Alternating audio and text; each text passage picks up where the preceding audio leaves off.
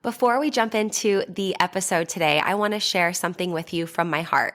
First of all, thank you so much for listening to the podcast. I really can't tell you how much your support means to me. We've been doing the podcast now for almost 4 years. I can't even believe it. And I'm so grateful for each and every single one of you that listens, shares an episode with your friends, sends me a DM or a text message letting me know how an episode resonated with you or any aha moments.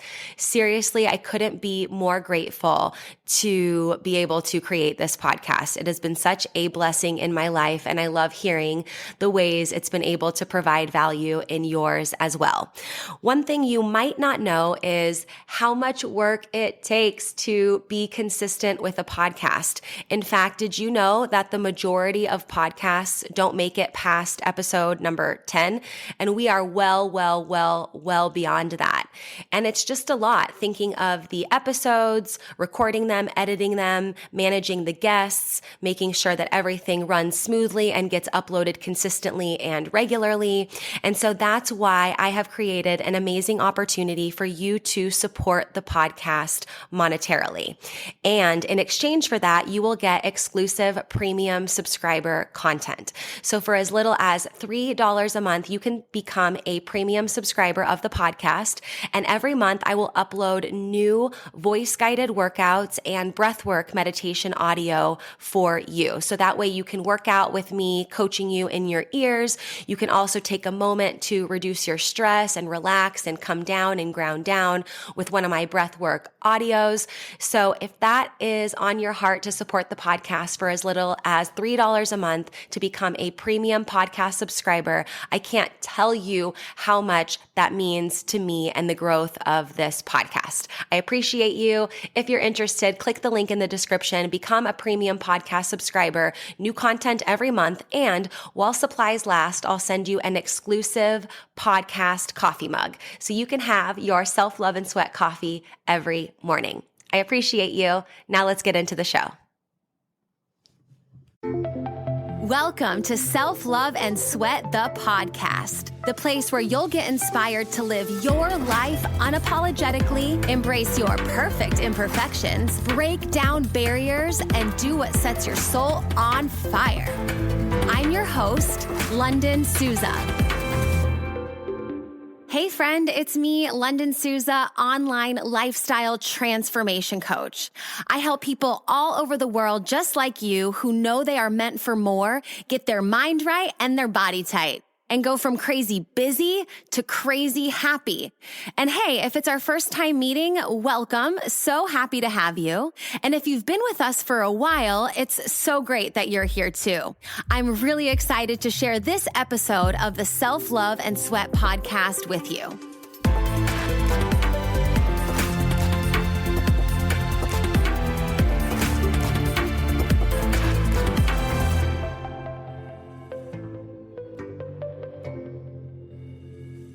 Welcome to today's podcast. In this episode, we're going to talk about, should you take a rest day and give yourself a little break, or is it time to do the thing and do your workout and get in your steps even when you don't feel like it, and how to know the difference, right? How to know this for you. This is a super powerful skill to have, to be able to be consistent and consistent for long enough of a time to be able to get to know your body and its signals when it comes to fitness and working out, to be able to decide for you, hey, do I need a rest day, or do I need to just kind of, give myself a kick in the pants and just do it, right? As Nike says. But this is important, and this is important for fitness, and this is also important in many other areas of our life, right? Because sometimes we have to do the thing even when we don't feel like it. We have to do the workout, put in, get our step goal, put the extra effort and hustle into what we're doing to actually do the thing. And so that's why I feel like fitness is so profound and such a great tool, because it transcends into many other areas of our life. Often breakthroughs in fitness can transcend to breakthroughs in other areas of our life, which is why I love fitness so much. So what we're going to talk about today, like I said, when it comes to knowing if you need to take a rest day or put on your motivation hat and do what you need to do, your best playlist, and just get after it. These are going to be some questions and check-in points that you can use to ask yourself to check in with yourself. Okay. Because this reflection is going to be important. It's not my goal that you get really good at relying on someone else to tell you to take a rest day. It's my goal that you learn from this episode and through using these questions and points in this episode that you learn to decide for you and own that decision for you when it's time to take a rest day. And it's like, no, I'm not being lazy. I just need to take a rest day. Or yeah, you know what, Lunden, you're being lazy. It's time to, do the thing and get after it and be that for yourself as well. It's a very powerful tool to do that. And it's also great to have coaches and friends that hold you accountable and all the things too. But at the end of the day, we have to be able to hold ourselves accountable. And so part of staying consistent and doing the thing, regularly and showing up to your workouts and being consistent and progressive over time is taking the rest days, is owning the rest days and finding that balance for you so that you can continue to push and recover in a way that is sustainable. So you don't feel like you're maxed out and burnt out mentally and physically, because sometimes that can happen when we don't give ourselves proper rest and recovery. And then we also know what happens when we don't do the thing, when we don't do the workout, when we don't push ourselves to get up when the alarm goes off, or when we, go to the couch instead of doing what we said we're going to do for our workouts, right? So we get to see the outcome of our most frequent choices, right? So these are great questions that you can use when you say, you know what, I want to know and be able to tune into me even better. And this is going to be a helpful resource for you so that you don't burn out, that you don't overtrain, but that you also give yourself a little push when you need it. Okay. So the first one is, what did I do yesterday? Ask yourself that question. What did I do yesterday? What workout did I do? Sometimes we might be feeling super tired and exhausted and fatigued and be like, what did I do yesterday? Right? And maybe you'll be like, oh yeah, that makes sense. I did a really challenging workout. And sometimes it's like, oh, I tried something new, or I made some subtle adjustments in my workout, but I didn't realize I was going to feel like that tired or sore or whatever. And just some reflection on what you did yesterday. Maybe it could be the case that you did a long run or a tough hike or a tough, challenging HIIT workout yesterday, and you're not really feeling super exhausted or fatigued or whatever, but you might be able to say, you know what, that was really hard. And that was like a longer workout than I normally do. So I'm just going to proactively take a rest day because I know that what I did yesterday was like badass and I crushed it. And so I'm going to give myself some rest and maybe just go for a walk or whatever, do some more recovery activities there. So in deciding if it's time for a rest day or if you just need to get after it, asking yourself, what did I do yesterday, to reflect a little bit will be helpful. And if you notice yesterday, I didn't do shit, and the day before, not much, and today I'm not really feeling it, it could just be that you need that momentum and you just need to take action so you can start to feel how good working out feels. And then you'll just want to keep doing it, right? That's kind of like the side effect of being consistent is you get the results. And I feel like results have always been the most motivating in my life and in the lives of my clients, whether it's results we notice or others notice as well. Okay, so that's the first one. What did I do yesterday? Okay, number 2, am I still sore? So asking yourself, okay, sometimes I wake up and I'm like, oh my gosh, my whole body's sore. I'm just so, but then you start to get moving and it's like, okay, once I got up, got moving, got some hydration in me, did my morning routine, checked in with my body a little bit, I realized like, okay, my legs are super sore because I did legs yesterday. But in theory, looking back at what I did yesterday and the days before, I can train some muscles that are not sore. Right? I can do something to work and challenge a muscle group that wasn't activated yesterday. Because remember, working out creates the micro tears in our muscles, and we get the better results from our workouts when we allow that reparation and that recovery time for each muscle group. So you can also have that reflection process and ask yourself, okay, like what did I do yesterday? Where am I sore? do I really need a full rest day, or is it cool if I do maybe some upper body stuff if my legs are sore, or maybe a long walk or some stretching and some foam rolling as recovery? That's an option too, right? But I think it's really cool to just check in with the physical body. Am I still sore? What's sore? In addition to like, okay, what did I do yesterday? And granted, I guess this is a caveat that I'll say too, because maybe you're following a training plan, or maybe you have a plan, and that's really cool. And the plan should be structured if done properly, where you're not, overdoing it on the same muscle groups multiple days in a row, right? And what I'll say is rest when your plan says rest. I'm working with a client one-on-one right now that is running a marathon. And so I've brought in a marathon coach who also runs marathons that I've been working with for a while to help with the planning and the programming, because he's much better of an expert than I am.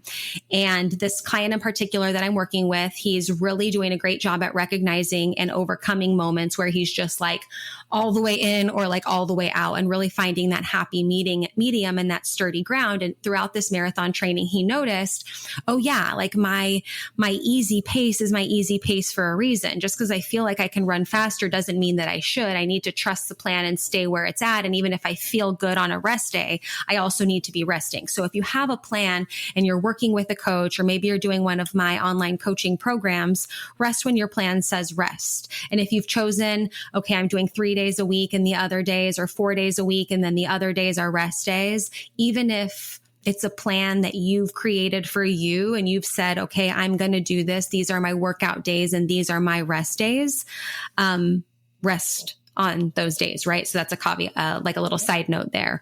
Rest when your plan says rest, and rest when you said you were going to rest. So that way you can acknowledge, hey, is this enough rest for me? Can I push a little bit harder some weeks? Can I lean back a little bit more if it's not enough rest, for example? So that's really important too. So trust your plan and the communication that you have with your coach and the program that you're doing. And take that rest, own that rest. And it doesn't always need to be like going after it all the time, going hard in the paint. Okay. It can be slower, leading to bigger progress, right? Okay. So what did I do yesterday? Am I still sore? Another one, it's huge, is how was my sleep? How was my sleep? And honestly, if I'm being super honest, I probably didn't listen to this advice perfectly if this was standing alone, like how was my sleep based on if I trained today, because last night I got eaten alive by a mosquito. It's been warm, so I opened up my window, which has a screen, but I think that one of the other doors that leads to this patio I have access to, it doesn't have a window, and I just opened it up at night. It doesn't have a screen, so I opened it up at night, and I think the mosquito got in that way, and I did not sleep well at all. According to my Oura Ring, I slept like off and on for 6 hours, and I was up for a long time. I think I watched 2 movies in the middle of the night. And so today I trained, and I also know that the days before I felt really great. I was sleeping well. I also didn't train because I was just camping and doing yoga and being in nature.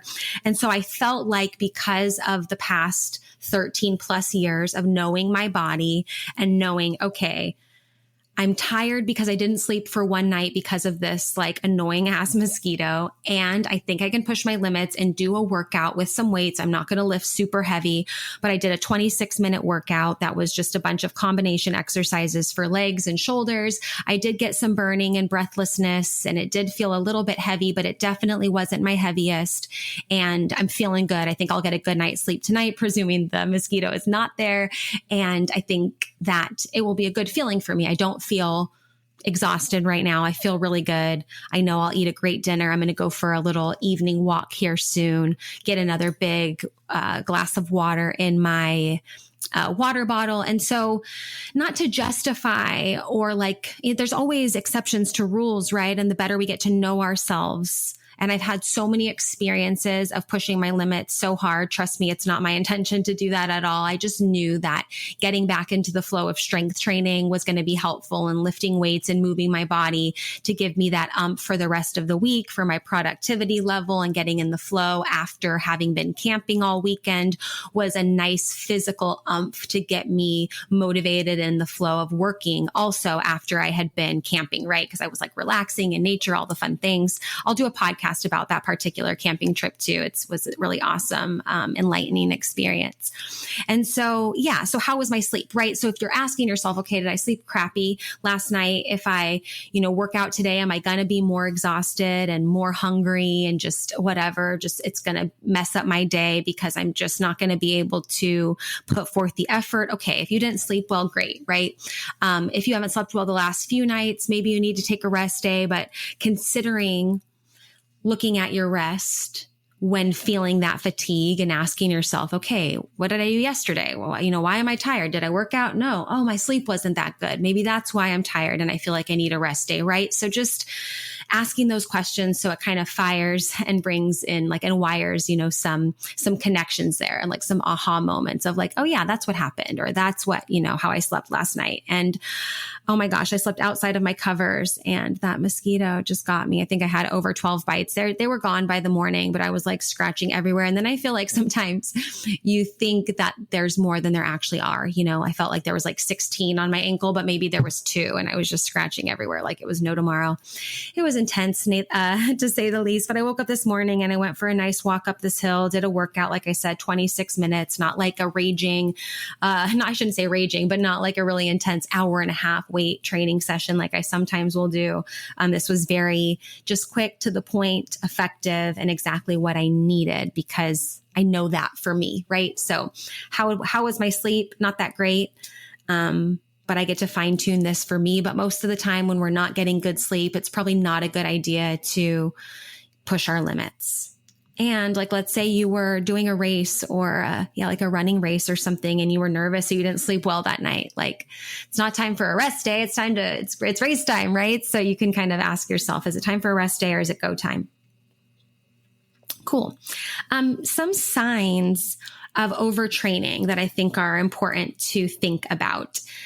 When it comes to bad sleep, okay, maybe one night, I get it, right? A couple nights, maybe it's disturbed. Maybe there's something stressful going on or something that you're working on that's keeping you up late. But feelings of overtraining that you can recognize that are important to know are being really thirsty, super thirsty, always dehydrated, just feeling like you can't get your thirst quenched. Feeling overtired. So maybe it's not a couple days of sleep that have been messing you up. Maybe it's really okay, no, I'm overtired because I've just been working out too much and pushing my muscles to the limit and not giving the rest and recovery that my body deserves. So feeling super thirsty, feeling overtired, feeling consistently sore. If you're always sore, that can be a very, that could be a important sign of overtraining. If you just feel oh man, my body's not recovering, give yourself a couple more days, give yourself an Epsom salt bath, take your supplements and your vitamins and stay super hydrated and have your electrolytes and stretch and foam roll. And the melt method is something I've been loving. You can check them out. Just melt, melting ice or something, melt method. It's really great. Just an awesome way to recover and rejuvenate the body so that you can push hard. You can do the beast mode, right? But we can't do the beast mode and push our limits without that recovery and that rejuvenation there. So those are some signs, like I mentioned, of overtraining, being super thirsty, overtired, and just consistently sore and achy. And your body's never fully recovering and feeling rejuvenated after a workout. And then the last point that I want to mention, because this is really important, especially, this is really important with the female clients that I work with, either one-on-one or in my Strong at Home for Women program, is where am I in my cycle?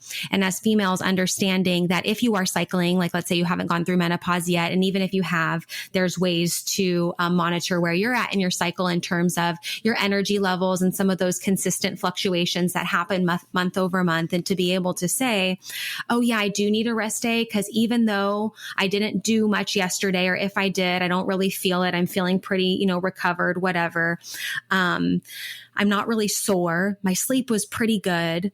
I don't have signs or symptoms of overtraining, but where I'm at in my cycle, I just know I feel fatigued. My menstrual cycle is coming up, or sometimes for me near ovulation, I'll start to feel a little aggro and just kind of like in need of a bit more nourishing and like self-care and self-love and stuff. And so being able to track that and notice that and learn our 4 phases of our cycle and the hormones that are present or accelerating or coming down and what that means for us and our energy levels is important to know, because number one, it's great to know because it's helpful to be like, okay, that's why, right? It's not just that I've been overdoing it. It's just like my body needs a break because where I am in my cycle.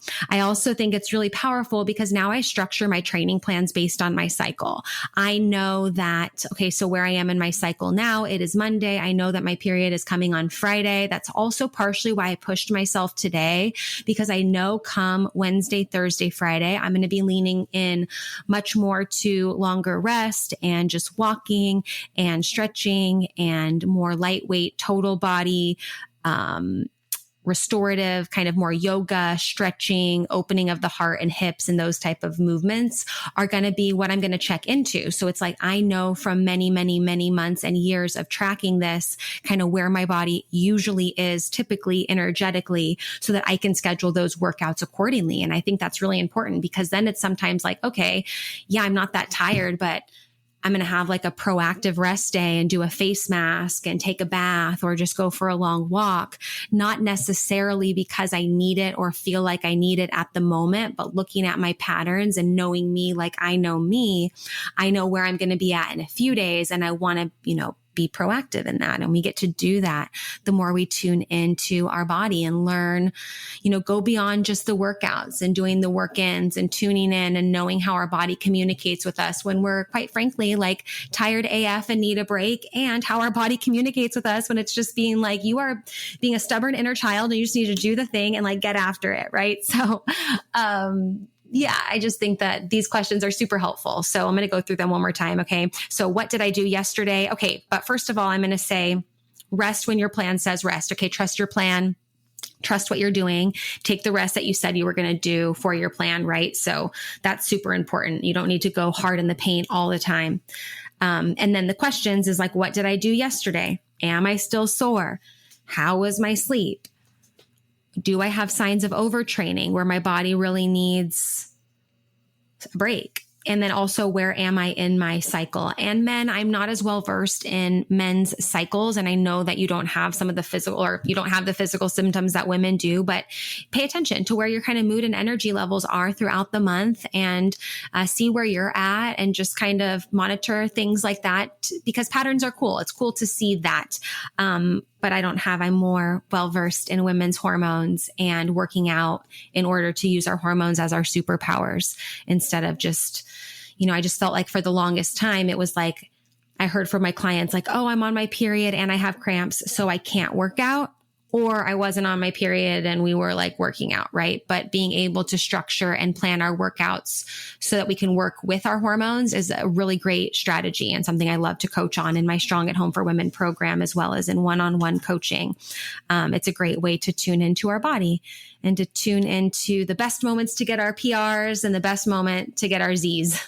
PRs is personal records. And I guess you guys know Zs are like sleeping. So yeah.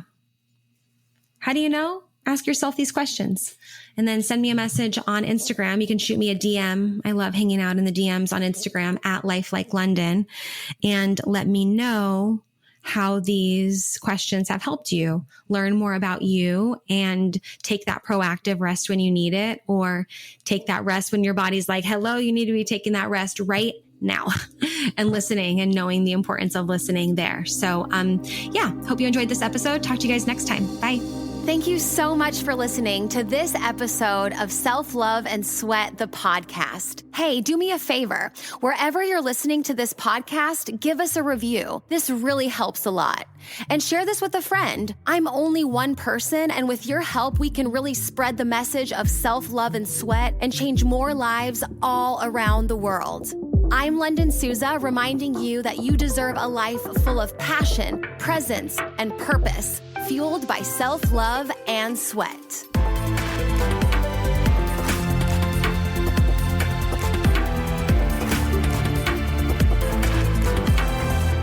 podcast is a Hit Spot Austria production.